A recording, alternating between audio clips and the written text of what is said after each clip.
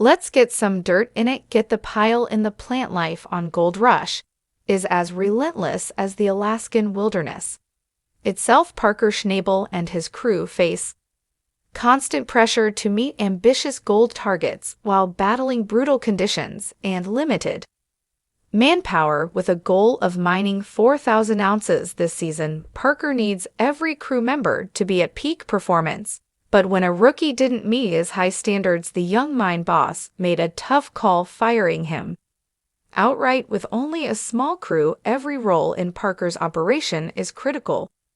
Veteran miner Chris Doet, still recovering from back surgery, has taken on a new task, fueling all the equipment. Despite the physical strain, he remains determined to contribute. "At least I'm doing something," Chris remarked. Meanwhile, loader operator Dennis was settling into his new role.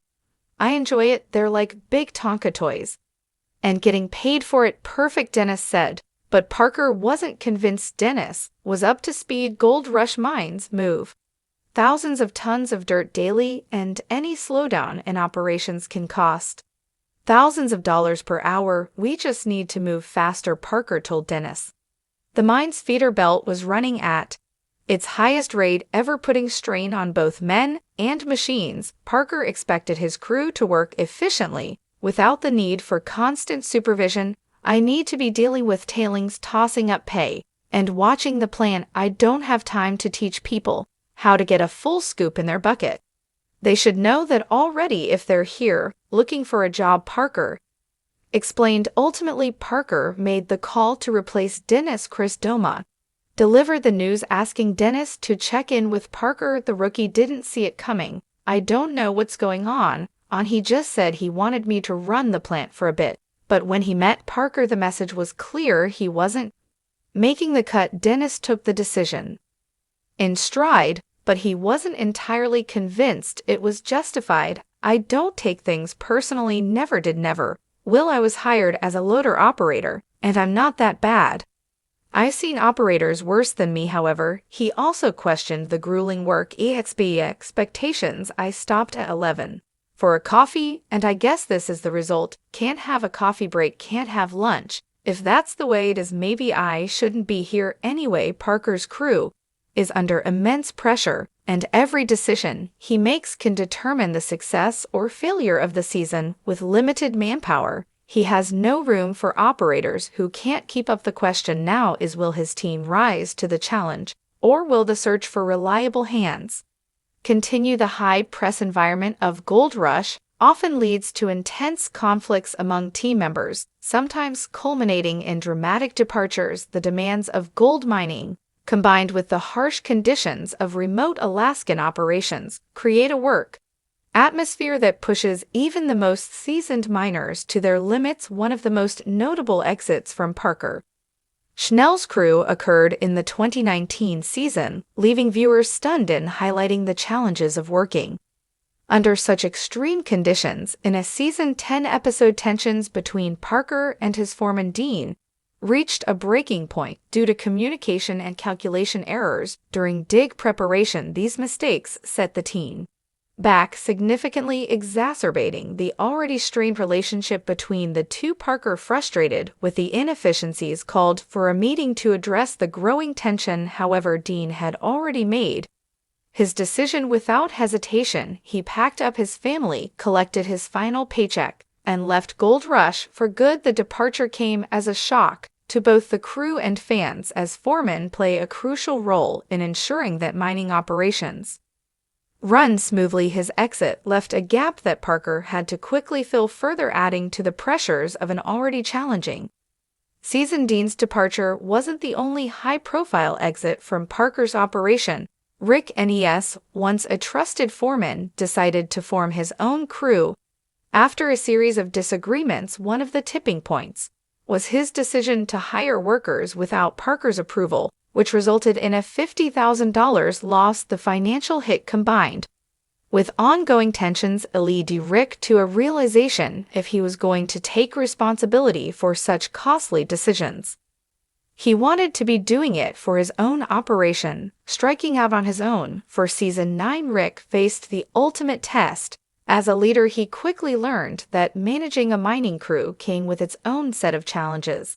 And while he had experience under Parker, running his own outfit was a different ballgame despite early setbacks. Rick proved that he could succeed outside of Parker's crew, but his departure highlighted just how difficult it is to work under Schnabel's relentless expectations. Another miner who parted ways with Parker was Brennan Ralt, an experienced equipment operator who had been with the crew since season 6. Though he had lucrative opportunities within Parker's operation, his frequent heated disputes with Parker made the working environment unbearable. By season 12, Brennan had had enough, citing the constant stress and tension as his reason for leaving. It's very draining and stressful when you're angry half the time. Like, that's no way to work, Brennan stated, reflecting on his struggles. While he respected Parker's drive and ambition, he found it difficult to continue working under such relentless pressure. Brennan's departure marked another major loss for Parker's team, as experienced equipment operators are essential to keeping mining operations efficient. While the dream of striking it rich is alluring, the realities of gold mining are far from glamorous. Parker Schnabel's crew endures grueling 12-hour shifts starting at 7 o'clock am and ending at 700 p.m. with only a brief 30-minute lunch break, if they even take one. The unforgiving schedule is dictated by the short mining season, during which every second counts. One might need to rewrite the Dolly Parton hit because Gold Rush. Parker Schnabel crew works a little longer than just 9 to 5, Parker quipped, emphasizing the relentless nature of their job. The crew understands that a single delay could mean the difference between hitting their gold target and financial failure. Solo plant operators face the biggest challenge, as they can't take a break unless someone steps in to relieve them, with only 7 months to mine before winter freezes the ground solid. Parker's crew works tirelessly from March to October, knowing that come November the water sources will freeze, forcing a 5-month hiatus for those hoping to unwind after an exhausting day. Even internet access presents a challenge. Parker has described the satellite internet in mining camps as brutal, slow, unreliable, and shared among 10 crew members when multiple people attempt to use it at once. Frustration mounts, adding another layer of hardship to an already demanding job. This lack of connectivity isolates the miners even further, making their grueling workdays feel even more exhausting. For many crew members, having no reliable internet means little contact with family and friends, adding an emotional toll to the already backbreaking labor. The most famous exits from Parker Schnabel's crew highlight the immense pressure and high